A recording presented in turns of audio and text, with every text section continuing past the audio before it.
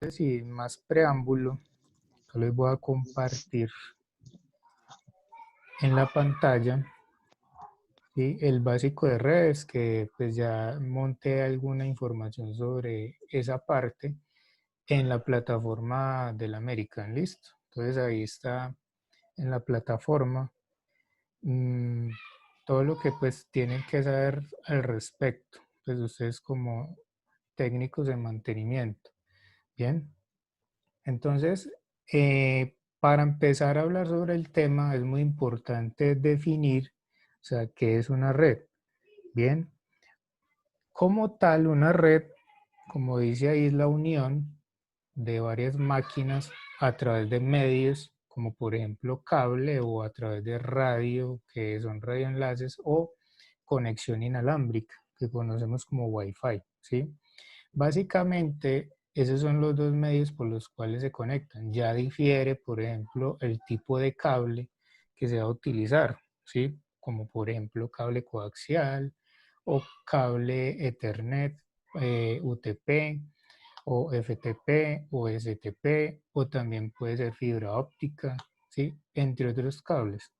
Los más conocidos para redes de datos son esos, ¿bien? Los que acabé de enumerar. Y pues como tal, ese es el medio físico con el cual nos vamos a conectar, ya sea cable o por medio del aire, por un enlace inalámbrico o Wi-Fi. Bien, ya teniendo en cuenta eso, con por qué medio nos vamos a conectar, entonces hay que tener en cuenta que ya en la parte lógica, o sea, en la parte intangible de la red funcional, entonces vamos a tener lo que son los protocolos. Un protocolo, cuando usted le dice, es que yo voy a una fiesta para protocolo, pues hablando en términos generales, estamos mencionando de que es una fiesta que tiene unas reglas o unos parámetros para poder asistir a ella. Por ejemplo, la vestimenta, el vocabulario, entre otras cosas, ¿cierto? Entonces, las redes también manejan protocolos para poder establecer una comunicación entre los equipos. Bien, entonces, eso es un protocolo. Entonces, es una serie de reglas o de normas que se establecen dentro de la red para tener adecuadamente una comunicación. Bien, y dos de esos protocolos, que son la parte lógica o intangible, que pues no la vemos, pero ahí está funcionando. Entonces son el TCP más el IP. O sea, son dos protocolos que se conforman como si, digámoslo así, es como un matrimonio de protocolos. Entonces el TCP y el IP se juntan para establecer una comunicación de red.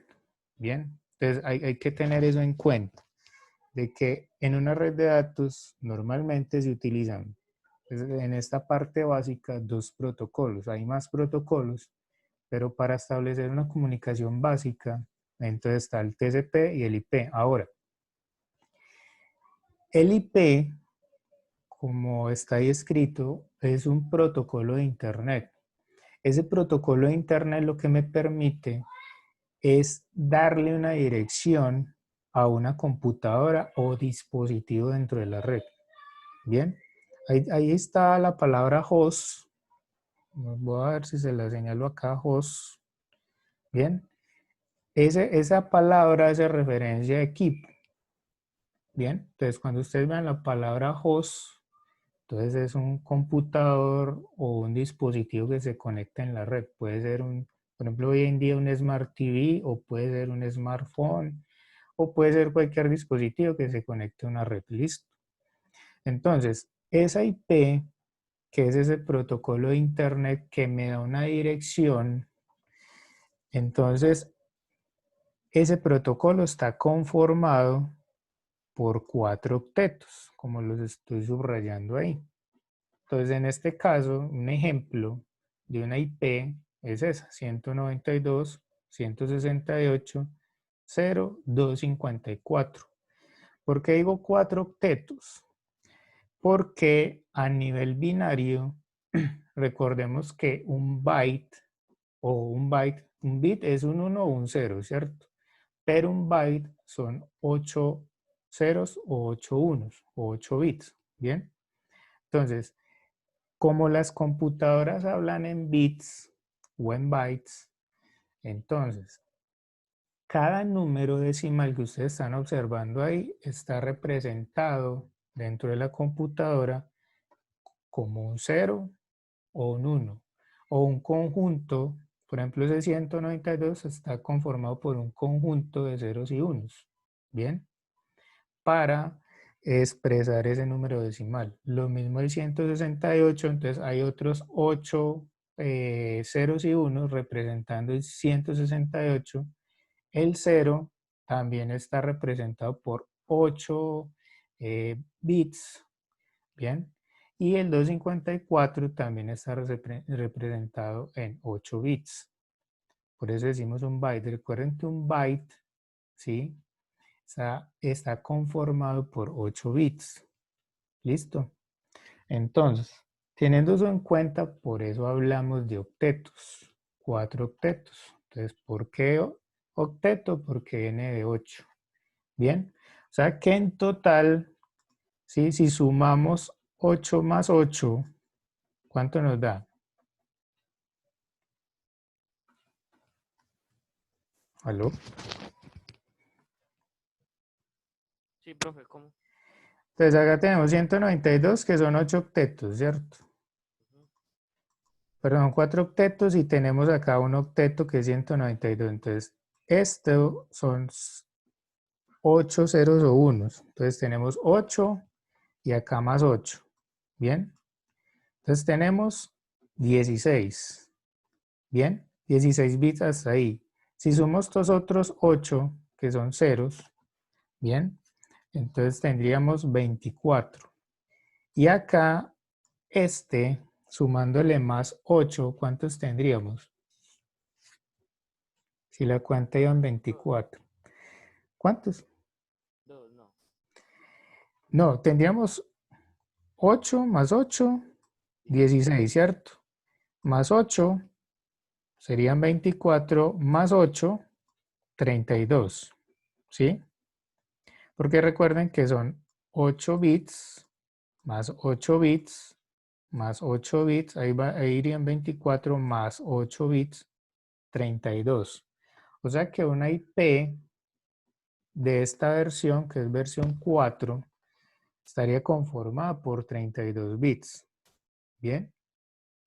O sea que 32 bits son los que la computadora se identifica dentro de la red. ¿Bien? En IP versión 4. ¿Listo? Y un ejemplo decimal es este, que es lo que usted va a ver, ¿no? En una computadora usted va a ver eso y ahorita les muestro un ejemplo. Teniendo eso en cuenta, también tenemos otro protocolo, o sea que ya sabemos que el IP es la identificación de la computadora. O sea que usted para navegar necesita una IP. O sea que para entrar a Google necesita una IP, para ingresar a Facebook necesita una IP. Y el TCP es el protocolo de control de transferencia. ¿Qué quiere decir eso? Les voy a poner un ejemplo para que me entiendan. Ya sabemos que la IP es la dirección, ¿sí? Listo, vamos a suponer que esa IP es la dirección de mi casa. Listo. Ahora, usted ingresó a Mercado Libre y compró un producto. Ahora, ¿qué tiene que hacer ese vendedor para enviarle esa encomienda o ese producto a usted a su casa? Esa sería la pregunta. Si yo ingreso a Mercado Libre y compro un producto, entonces, ¿qué tendría que saber el vendedor para enviarme a mí ese producto a la casa? La dirección. La La dirección. dirección. Exacto. Entonces, todas las computadoras tienen que reconocerse dentro de ese ámbito de red y saber qué computadora tiene qué IP. Listo, para poder enviar datos o transferir datos de un lado a otro. Entonces, ese protocolo de control de transferencia lo que hace es coger el paquete, ese producto que ese vendedor me va a enviar y llevarlo hasta el destino. Bien, o sea que eso es como una empresa transportadora. Por ejemplo, Servientrega, ¿qué hace? Ellos recogen el producto y lo llevan hasta la casa del destino, ¿cierto? Entonces acá pasa algo similar. El TCP, ese protocolo, se encarga de transportar los paquetes, ojo, los paquetes en una red de datos, sea una red local o una red externa como por ejemplo Internet. O sea, por eso es que yo puedo coger mi red LAN o mi red local de mi empresa, de mi negocio o de mi casa y enviar información a Internet y de Internet enviarme la información a mí dentro de mi red local. ¿Sí? Por eso, gracias a eso, le llegan a ustedes correos, le llegan mensajes de WhatsApp, entre otras cosas. ¿Sí? Entonces, ese protocolo se encarga del transporte de los paquetes de información del destino, del origen al destino. ¿Bien? Y también del destino al origen, porque la comunicación es bidireccional. ¿Hasta vamos bien? Entonces, ¿qué pasa acá? Entonces, la unión de esos dos protocolos conforma el TCP/IP, que dice acá arribita, ¿sí? O sea, que una cosa se complementa con la otra. Un protocolo necesita del otro para poder funcionar. Si no, no existiría la comunicación como la entendemos hoy en día. Entonces, los dos protocolos necesarios que estén dentro de los sistemas operativos para poder comunicar las computadoras. O sea, que ese mismo protocolo, como es un protocolo, es ese mismo lenguaje, lo maneja Windows, lo maneja Linux, lo maneja Macintosh, entre otros sistemas operativos. Android que usted tiene en su smartphone o el iOS, dependiendo si usted tiene Android o tiene un iPhone, ¿cierto? Entonces, en conclusión, ese protocolo lo manejan todos los equipos a nivel mundial, ¿bien? Y se comunican de esa forma. Entonces es necesario tener la dirección para poder transportar esa información. Ahora, yo hablaba de paquetes, ¿cierto? ¿Qué quiere decir eso? Que la información cuando usted la envía por internet no se envía completa, me explico. Cuando usted envía una imagen, por ejemplo, vamos a suponer que usted la envió por WhatsApp a otra persona, a un destino. Entonces, cuando usted envía esa imagen, ella empieza a cargar, ¿cierto? Cuando empieza a cargar, es que el mismo sistema o la misma aplicación corta esa imagen en paquetes, en pedacitos, y los va enviando por pedazos. Por eso es que cuando usted le llega una imagen de WhatsApp, cuando usted le da a descargar, ella empieza a cargar, ¿sí? Porque está recopilando los paquetes y después los une para conformar la imagen. ¿Bien? Entonces, siempre que usted envía información, ojo, siempre que usted envía información a través de una red, sea local o a través de internet, esa información se parte en pedazos. Bien, entonces envío una imagen, se parte en pedazos, envío un audio, se parte en pedazos, envío, no sé, un archivo, un documento X, entonces eso se parte en pedazos y cuando llega al destino se juntan todos los paquetes y lo que hace el programa o la aplicación es ensamblar esos paquetes para mostrar el contenido. Bien, Profe, una pregunta. sí, Lo que usted dice que se envía por pedazos, por ejemplo, por WhatsApp, ¿eso afecta en la resolución claro. o Pues dependiendo de las políticas de manejo de la aplicación, ¿sí? O las restricciones que tenga. Entonces, hay aplicaciones que bajan la resolución o bajan la calidad dependiendo del contenido. Y al bajar esa calidad, entonces ya no voy a enviar, por ejemplo, 10.000 paquetes, sino que voy a enviar 1.000, ¿sí? ¿Eso para qué? Para poder optimizar el envío y recepción de la información. ¿Listo? Entonces, Dependiendo de la aplicación y dependiendo del Y, servicio que esté y si esa utilizando. imagen mm, se envía como un documento, Como un documento, creo que los documentos no pierden calidad, ¿cierto?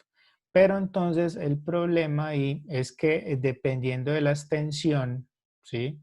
Porque una imagen tiene, por ejemplo, extensión JPG o PNG o GIF, dependiendo del contexto de la imagen. Entonces, cuando usted la va a enviar, como usted le está diciendo a la aplicación que es un documento, es posible que no se la envíe porque no la va a reconocer como un punto doc, que es un documento por ejemplo, XLSX, o también como un PDF, que también es un documento. Entonces, si usted de pronto va a enviar una imagen por el apartado de documentos, pues yo la verdad no lo he intentado, pero no sé si es posible que no se la envíe, porque no lo va a reconocer como un documento, sino como una imagen, ¿sí? Ahora, ya si usted coge un documento en Word e inserta la imagen dentro del documento, pues él le va a enviar esa imagen dentro del documento, ¿bien? Pero haciéndolo de esa forma. Ya y, nativamente como imagen, de pronto no. y si se envía por Bluetooth, Ah, no, por Bluetooth ya es otra cuestión, me explico. El Bluetooth es una comunicación peer-to-peer, o sea, punto a punto. Cuando yo habilito el Bluetooth de un smartphone a otro o a un computador, ¿sí? Entonces tengo una comunicación directa. Eso se llama una red de área personal, porque estoy estableciendo una comunicación o una red entre esos dos equipos. Recuerden que una red es la unión de dos o más equipos por algún medio, ¿no?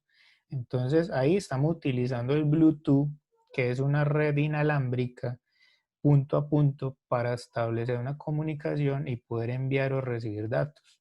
Entonces, por el Bluetooth no debería de bajarse la resolución y la calidad, porque es una comunicación punto a punto, ¿bien? De sistema operativo a sistema operativo.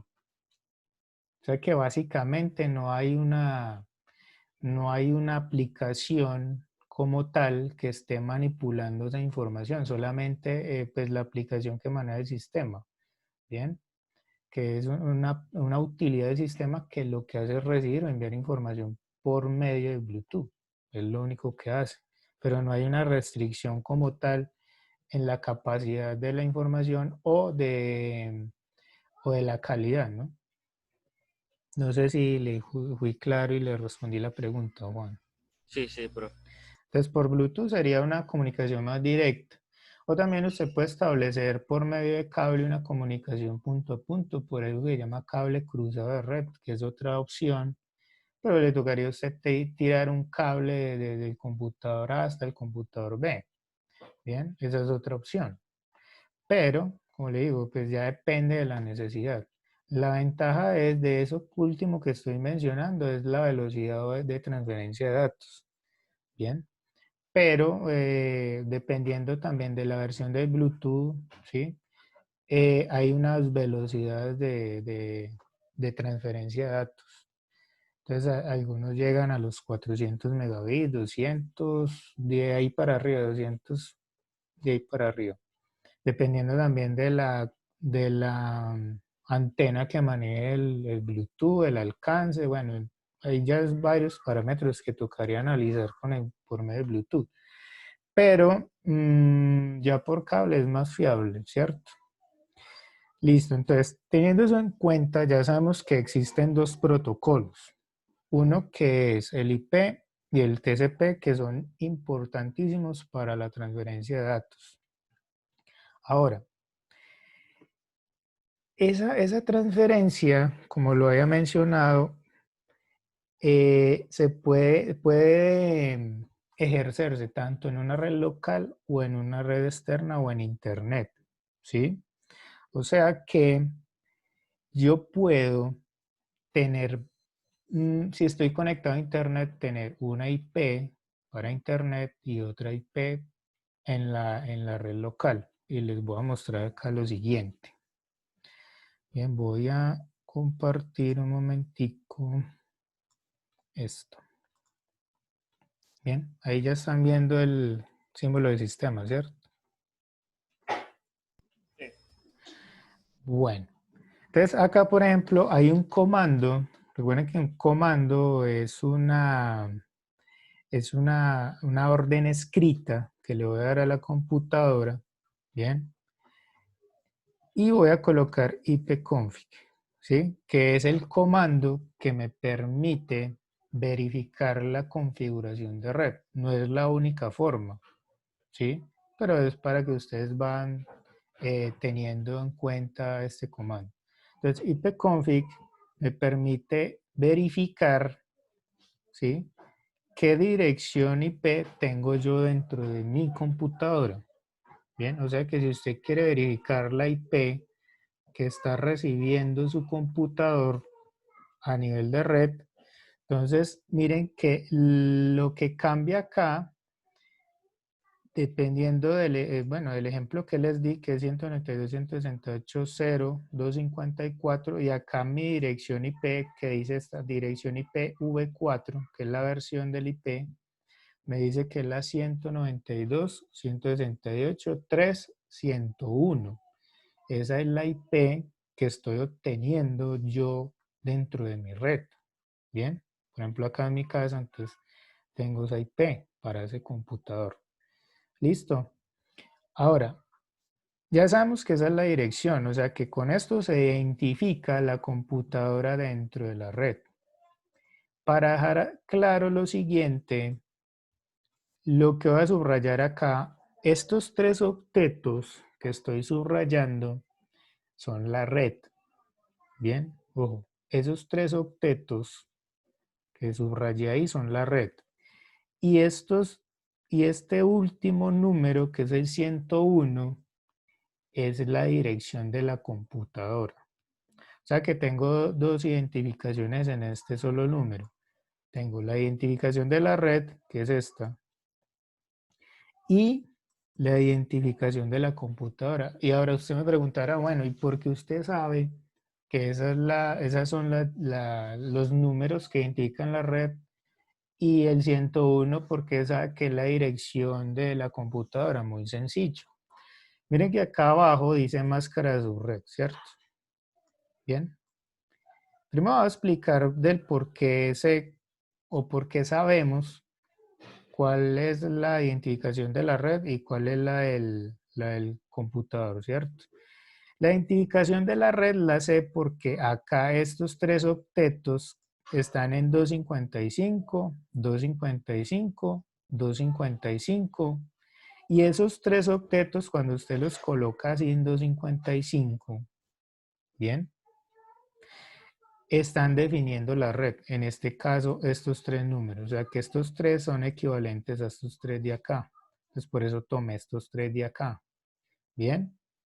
Entonces, al tomar estos tres de la máscara, estoy diciendo que estos tres números o estos tres octetos son los que me van a identificar la red. Y este cero, bien, que está conformando la máscara de su red, está definiendo la cantidad de computadoras conectadas en esa red.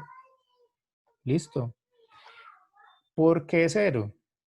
Entonces, ¿por qué 255 y por qué 0? 255 es el número máximo que usted le puede colocar a un octeto de IP versión 4, o sea, esta IP versión 4. O sea, que 255 es el máximo número y el mínimo es el 0.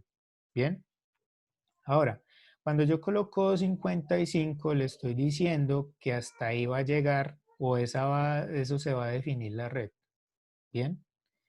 O sea que puedo tener desde 0 hasta 255 y como acá en la máscara le coloqué un 0, entonces puedo empezar a contar desde 1 hasta 254.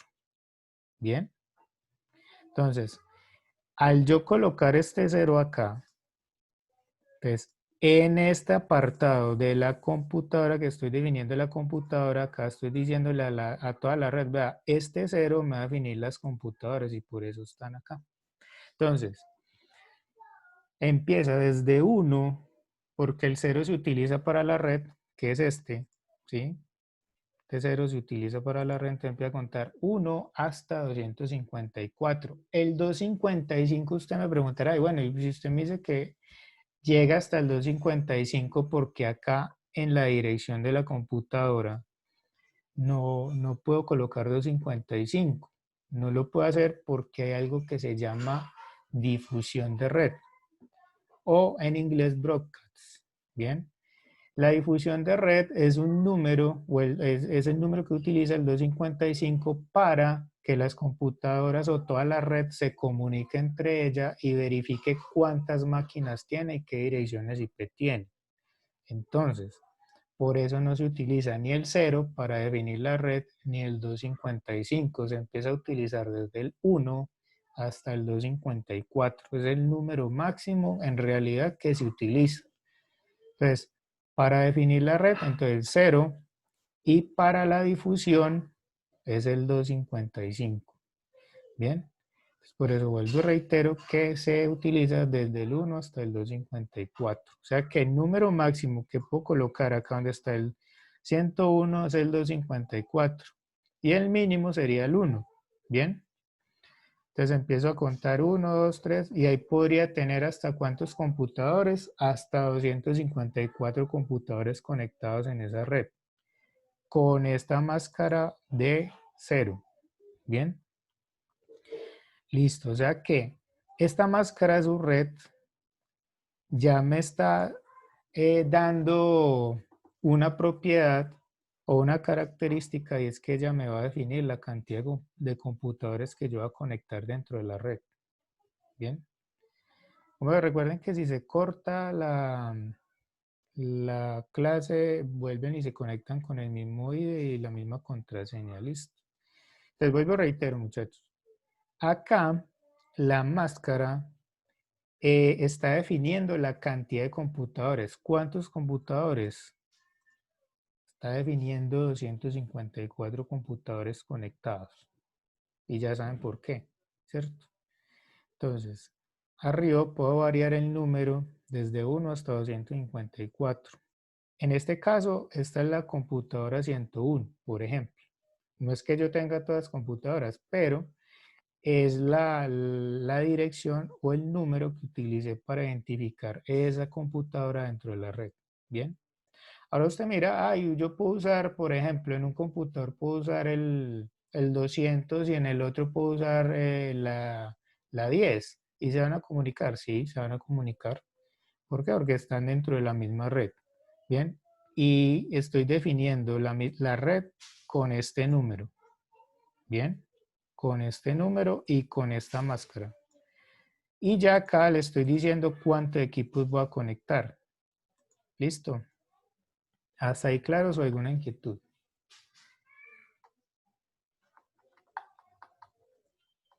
¿Alguna pregunta? No. Entonces, muchachos, igual queda esto grabado para que lo repasen, pero es muy importante que tengan en cuenta que así funciona la red. Bien, funciona con dirección IP, máscara subred, que una de las características de la máscara subred, vuelvo y reitero, es definir la cantidad de máquinas. Ahora, hay otra característica o otra tarea que tiene la máscara subred, ¿sí?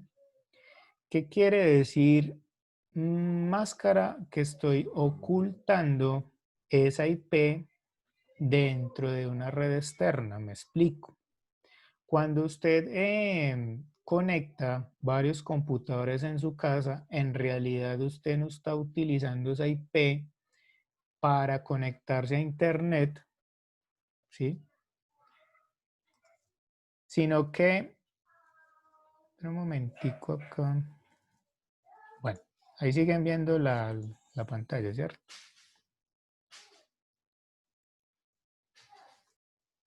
Bueno, creo que sí. Entonces, ustedes no están saliendo o no se están conectando con esta IP directamente a internet, sino que están saliendo con otra, ¿sí? Por ejemplo, colocar aquí, voy a compartir ya esta. Ya están viendo el navegador, ¿cierto? Sí. Listo. Entonces, cuando yo me voy a conectar a internet, por ejemplo, yo puedo preguntarle a Google aquí, ¿sí? cuál es mi IP. Entonces, él me va a arrojar unos resultados como estos. Puedo ingresar, por ejemplo, el primero, que es una página que me va a identificar en realidad qué dirección IP tengo yo en Internet. Entonces, esta IP que ustedes ven acá es la IP que estoy utilizando ya en Internet. ¿Por qué? Lo que pasa es que las computadoras y las redes hacen algo que se llama NAT o una traducción de direcciones de red.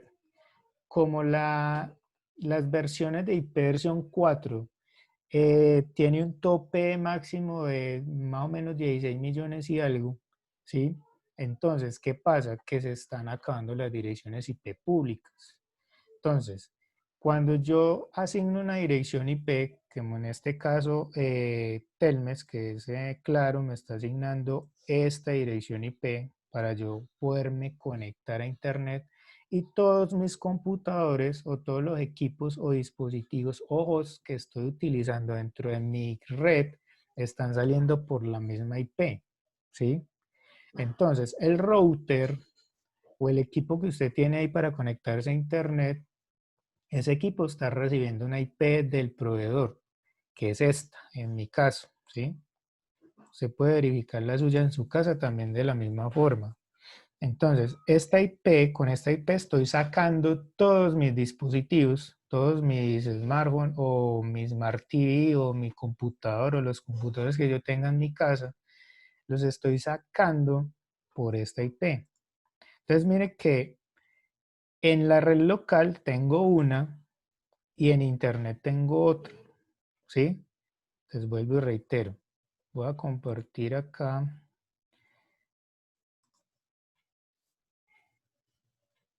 compartir toda la pantalla. Entonces aquí, si como observan, tengo una IP, ¿cierto? Que es esta. Esa es la que me está entregando el router a nivel local. ¿Bien? O me está entregando mi servidor o lo que yo tenga para salir a internet. Y él ya lo que hace es una traducción de esta IP a esta otra IP. Bien. Entonces la traducción de direcciones de red hace de que yo pueda tener más equipos conectados en una sola red y sacarlos por una sola IP. O sea que una empresa puede tener una sola IP o dos, dependiendo de la cantidad de conexión de internet que tenga. Puedo tener una IP y sacar, por ejemplo, 100 computadores por una sola IP. Bien. Entonces, eso es una traducción de direcciones de red. Ahora, ¿por qué les explico esto? Porque cuando hacen ataques a de pronto algunas dependencias o algunas entidades, lo que hacen es verificar la IP que tiene externa esa empresa o esa entidad y por ahí tratan de infiltrar información. Bien, ¿y cómo hacen? Entonces esta IP es la que, por ejemplo, tiene la empresa y empiezan a revisar o a verificar o a hacer algo que llaman un scan port para saber qué vulnerabilidades tiene en cuanto al firewall. Bien, que es otro término que les dejé ahí. Entonces, ya habiendo entendido un poco eso, entonces ya sabemos que en Internet tenemos una IP o una dirección y en la red local, por ejemplo en mi casa, tengo otra. Bien, que salgo a través de esa IP, sí, pero entonces, vuelvo y reitero, tenemos que aprender a diferenciar de que en Internet tenemos una IP y localmente tenemos otra IP. Bien, por ejemplo, acá voy a colocar otro comando que se llama tracer, ¿sí? Así tal cual como lo están viendo ahí. ¿Sí lo alcanzan a ver, cierto? Sí. Sí, Listo, entonces voy a hacer un tracer a Google. ¿Qué quiere decir eso? Estoy trazando la ruta desde mi computador hasta Google. Vamos a ver qué pasa. Entonces acá me va a empezar a mostrar qué direcciones IP por dónde está pasando la conexión. Entonces mire que ya me identificó acá la IP del router, que es esta, que es la 192.168.3.1. Como estoy conectado a otro router, entonces me muestra la 192.168.0.1. O sea que hay dos routers, ¿cierto? Y de ahí salta a las 176.61, ¿sí? Y mire que ahí va mostrando todas las IPs por las cuales me estoy conectando. Bien.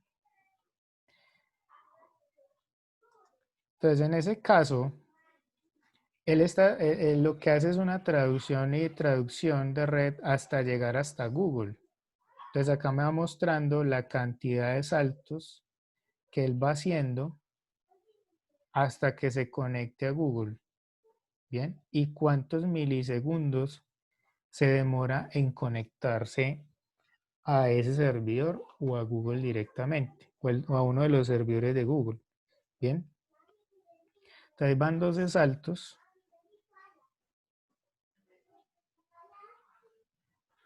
Hay algunos que no muestran esta parte porque tienen bloqueado algo que llama el ping. Mire que acá dice que se agotó el estado. Es como si no estuviese ahí. El equipo está encendido, está funcional, ¿cierto? Y está recibiendo y enviando información, pero no está recibiendo esos paquetes que le estamos enviando de ese comando. Bien, mire que ahí ya empezó a mostrar tiempo de espera agotado. No es que no tenga internet, sino que hay equipos que los configuran para que no les dé respuesta de ping. Porque hay otro ataque que se llama un ping flow. El ping flow es invadir un equipo con peticiones de este tipo y así tumbar el servicio. Entonces hay equipos que les quitan esa, esa propiedad de respuesta para que no se invadan de pronto de equipos, perdón, de tiempos de respuesta. Entonces, por ejemplo, estos equipos que no están respondiendo acá son equipos cabeceras que les hacen ese trabajo, les hacen esa configuración para no saturarlos con cosas innecesarias. ¿Sí? Mire que estos de acá sí respondieron. Estos 11 primeros y ahí para allá no responde nada. Y si yo verifico si tengo internet, pues vuelvo y cargo acá, ¿cierto? Y cargo acá y miren que sí tengo conexión, ¿cierto? Pero acá no me muestra ese tiempo no me muestra ese tiempo de respuesta. Bien, ¿hasta hay alguna inquietud, alguna pregunta?